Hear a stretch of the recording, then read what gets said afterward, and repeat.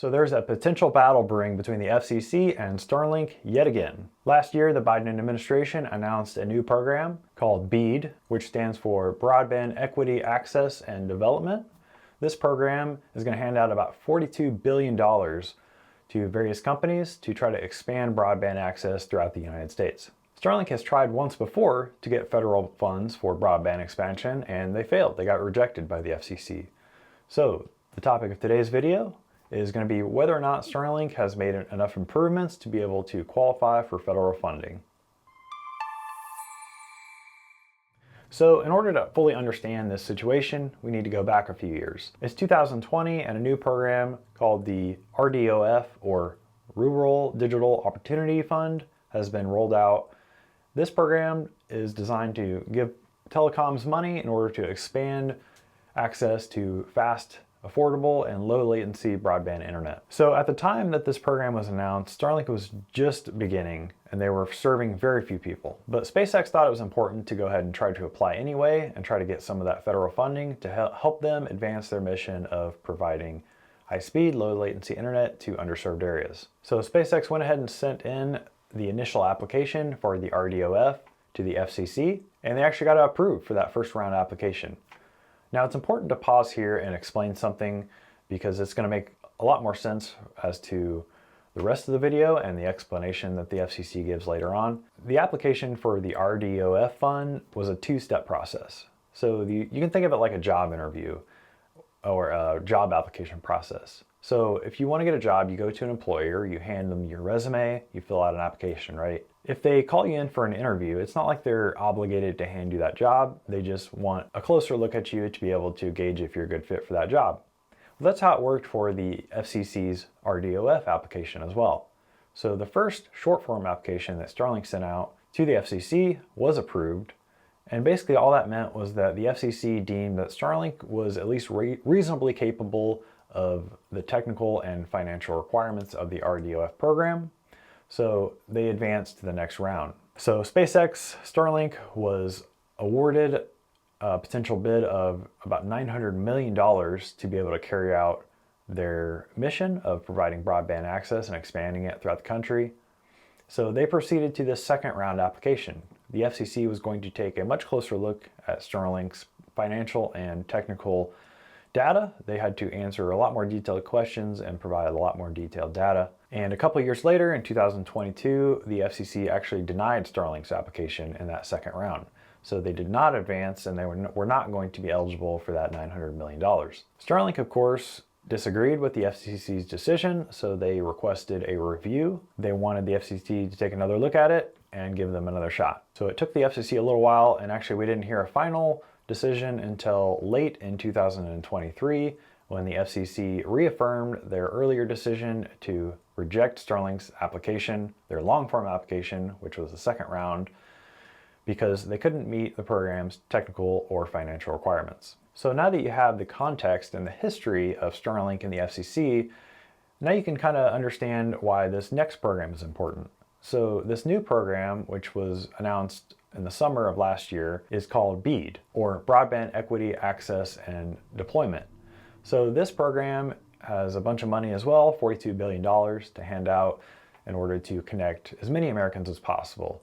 The Biden administration and the FCC say that they plan to connect an additional 8.5 million Americans that are currently underserved and that don't have reliable, low latency, high-speed internet access. So the question on my mind is, with the recent rejection for the RDOF fund, is Starlink going to even try to apply to this new BEAD program? And are they finally going to get any federal dollars to be able to carry out their mission of providing internet services throughout the country? In order to answer that question, we'll have to look at the reasons that the FCC rejected Starlink for the RDOF fund. So in its decision, the FCC said that Starlink could not meet the performance requirements for the RDOF program. And the requirements were that you needed download speeds of 100 megabits per second and upload speeds of 20 megabits per second. Now, it's important to keep in mind that at the time, in late 2020, early 2021, when this application was first being sent through, Starlink had just started offering services, so everything was brand new. There were a lot of unknowns. So what the FCC ended up doing was, throughout 2021 and 2022, when they were reviewing Starlink's long-form application, that second round of interviews, if you will, they found that Starlink performance just didn't meet their qualifications. So what they looked at is data provided by Ookla. So it's the people that run speedtest.net, and they are a broadband research agency. Basically, they collect a ton of data from a ton of different services, and they create reports that are publicly available that you can go and look at on the state of various types of technology, anywhere from fiber to 5G wireless to Starlink. They actually make Starlink specific reports. And at the time, that was the best source of information for performance metrics for Starlink. And also, Starlink had the chance to send in their own performance metrics, their own data, to be able to give to the FCC for their analysis for entry into this program. Now, I've been following Starlink really since the beginning, and I can tell you 2021 and 2022 especially were not very good years for Starlink service as far as performance goes. So at the time in 2021, and as we got in 2022, Starlink was trying as hard as they could to rapidly expand their subscriber base. So they were signing up a ton of people, and the satellite deployments were not going as fast as they were signing people up. So what ended up happening was the average download speeds and upload speeds for subscribers on their network was declining over time. And it got to the point where, according to the Ookla data, it got down to almost as low as 50 megabits per second median download speeds. Now, if you remember what I said earlier about the FCC requiring at least 100 megabits per second download speeds, Starlink's median was about half of what was required to be able to be eligible for that program. So you can kind of see the issue here. So the FCC did their research and analysis into Starlink's performance, and what they found was that during 2021 and 2022, which was the latest available data at the time of the decision, they couldn't allow Starlink to be eligible for this program because they just simply didn't meet the 100 down and 20 up requirement to be able to get that funding. Starlink ended up responding when it requested a review of this rejection. They ended up making a bunch of arguments about how the FCC, was unreasonable and they were wrong to look at the performance metrics for 2021 and 22. And they claimed that their constellation, as they filled it out with more and more satellites, that they would be able to meet that performance threshold of 100 down and 20 up by 2025, which is when that program would have to start offering internet service for customers. However, in the end, the FCC still denied their application because Starlink actually provided no evidence that they would be able to meet those performance metrics. So Starlink just saying that they'll be able to meet the requirements is not actually evidence of them being able to meet those requirements in the future. The FCC had to go on data that was currently available. So they can't just take Starlink's word for it. And so in the end, they had to deny that application because it was pretty cut and dry. Starlink simply, according to the data anyway, could not meet those performance thresholds. Now that you know the core reason why Starlink was rejected for the RDOF money, it's important to keep that in mind in this next program, the BEAD program, because it actually has the same requirements. So it's going to abide by those same FCC requirements. A provider that is going to be able to be eligible for this program to get federal money is going to have to be able to provide at least 100 megabits per second down and 20 megabits per second up. Has Starlink improved? I mean, it's 2024, we're almost halfway through 2024.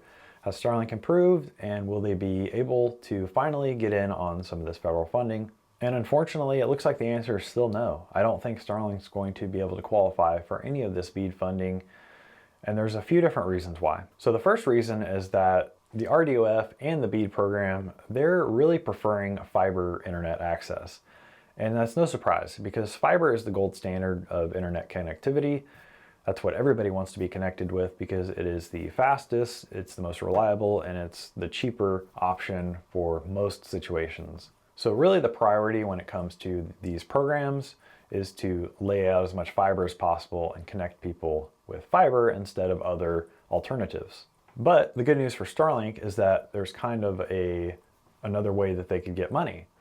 So as part of this BEAD program, there's a thing called a cost threshold. And what these states that get this money are going to have to do is set a cost threshold that says basically, if an address or a location is so impractical to serve with fiber, it's going to cost so much money that it just becomes impossible almost, then we can look at an alternative technology, an alternative provider, and that's where Starlink would come in, services like Starlink. So Starlink would be picked in that situation because it's simply impractical to run fiber, but with Starlink's technology, they can provide internet access from virtually anywhere on the globe. So they don't have that same limitation. However, it's important to note that those alternative technologies, those alternative vendors, must also meet the same requirements as the primary vendors. So Starlink still has to hit that 100 down, 20 up in order to be able to qualify to even be a part of this alternative technology group. Now, I don't think I mentioned it yet, but it is important to note that in the BEAD program, each state is going to run its own program and decide how it plans everything and which vendors that it chooses to eventually hand over money to be able to carry out the broadband expansion. Now, we don't have information from all the states, but we know at least one state, Nevada, has actually picked Starlink to be one of those alternative internet technologies to help fill in the gaps, if you will. The problem for Starlink is that even though these states are able to pick their preferred vendors and plan everything out on how they want to do this, the FCC still has to ultimately approve of those plans. And again, Starlink has to meet those performance specifications. What are the actual performance improvements by Starlink so far? So if we take a look at a few resources, so we'll take a look at the Ookla speed test results. They're annual, actually they make a quarterly report now on Starlink. So we'll take a look at the latest version of that to see that indeed Starlink has not improved enough to hit that 100 megabits down threshold. They are improving, definitely, especially if you look at the end part of 2023. They're clearly trending up and they're going to get close to that 100 megabits per second. However, just like with the RDOF, you can't actually submit your future expectations as evidence of your current performance. So Starlink really has to get these numbers up if they want to have any of this federal funding, because according to at least the Ookla data, they do not qualify for that 100 megabits per second download threshold. The second data source that we could look at is Starlink's website itself. So in case you were worried about the Ookla report being biased or unreliable, well, you can take a look at the Starlink website itself. So Starlink publishes their user speeds on a map, and you can check your individual state for real user data. So what this data is showing is the 20th to 80th percentile of users during peak usage hours. And although they don't give you the median, they kind of give you a range so you can figure it out a little bit on yourself. And most states are sitting anywhere from 50 megabits per second to 150 megabits per second download is the usual range that you see. So if you were to just say, hey, cut that in half, what is the average there? Most states are going to be very, very close, but under that 100 megabits per second threshold. And finally, we can just look at the specifications that Starlink publishes about their service plans. So on this page right here on the Starlink website, if we look at the standard residential service plan, we see that Starlink says to expect download speeds between 25 and 100 megabits per second. And I think more importantly, we look at the upload speed, which is just 5 to 10 megabits per second. So Starlink's own specifications for their service plan in 2024 says that they will not qualify for the BEAD program requirements. So on the current trajectory, based on everything that we've looked at so far, I don't think there's any way that Starlink qualifies for any of this federal funding. But the question now is, does Starlink even need this money? What is the consequence of not getting any of these funds? Well, as you know, Starlink coverage is now global. They're continuing to launch satellites into orbit, improving their constellation, improving performance, and serving more and more customers around the world. So in my opinion, Starlink really doesn't even need this federal money to continue their mission. They've already managed to cover the entirety of the United States and much of the world, and they certainly don't need additional money from the US government to keep doing that. But just for fun, let's speculate on what they could do if they got any of that money. I think the best thing that they could do with any federal funding they get is to help lower the cost of Starlink satellite internet. They could subsidize some of the monthly service costs. They could subsidize the cost of the equipment. They could do a lot of things to help lower that barrier of entry. And I think the high cost of Starlink satellite internet is one of the primary reasons why a lot of people don't get it in the first place. So if they were able to take some of that money from the BEAD program and use it to subsidize some of the cost of the monthly service fee, for example, maybe knock it down to like 80 bucks a month, I think that would expand access for a lot of people. The other thing that they could do is invest in more of their infrastructure. So not only improving their satellite technology, but also building more ground stations and improving that technology, which ultimately helps increase performance for the customers. That'll be improved latency, improved download speeds, improved upload speeds, etc. And finally, for this video, I kind of wanted to address the elephant in the room, which I know a lot of you are going to be thinking, which is the kind of rumors and conspiracy theories that the FCC or the Biden administration just simply doesn't like Starlink or SpaceX or Elon Musk. So that's why they're not getting any of this funding. And based on my research into this, I haven't found any evidence of that. I think it's a pretty silly conspiracy theory considering the fact that the US government is going to be paying Starlink, SpaceX, to build Starshield, which is a Department of Defense project. They're going to be paying them billions of dollars to build that out. So this idea that somehow the US government or the FCC hates Starlink, hates Elon Musk, and is not going to give them money is just unfounded. I don't think there's any evidence to support that. Elon Musk certainly is, a polarizing head of the company for sure. I don't think there's any doubt in anybody's mind that he gives his opinions pretty freely, and that could rub some people the wrong way. But in terms of the rejection for the RDOF and maybe the potential rejection for the BEAD program, I think it's pretty cut and dry. I mean, you have to just look at the data. And the data is even on Starlink's own website. So their own website says that they can't meet these performance thresholds that the FCC has set. So really what it boils down to is just Starlink needs to improve their performance of their network to be able to become eligible for a lot of these programs. And until they do so, they're going to keep getting rejected. So I hope you found this video interesting. I know I love digging into it and doing all the research for it. Let me know what you think in the comments below if I missed anything about this or if you have any alternate theories, and I'll see you in the next video.